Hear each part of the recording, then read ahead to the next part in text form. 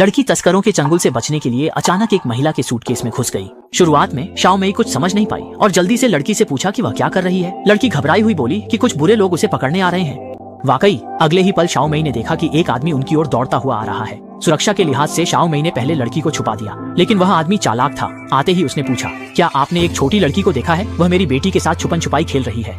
Shao May ने देखा कि दोनों की बातों में फर्क है। सच जानने के लिए उसने उस आदमी को एक दिशा में इशारा कर दिया। उसके जाने के बाद शाओ मेई ने जल्दी से जेब खोलकर लड़की से पूछताछ की, लेकिन यह दृश्य उस हट्टे कट्टे आदमी ने देख लिया। वह बिना कुछ कहे दौड़ता हुआ आ गया और शाओ मेई से लड़की को सौंपने के लिए कहने लगा। लेकिन शाओ मेई अब डरी नहीं। उसने उसे धमकाया कि गलत हरकत करने पर वह पुलिस को बुला लेगी।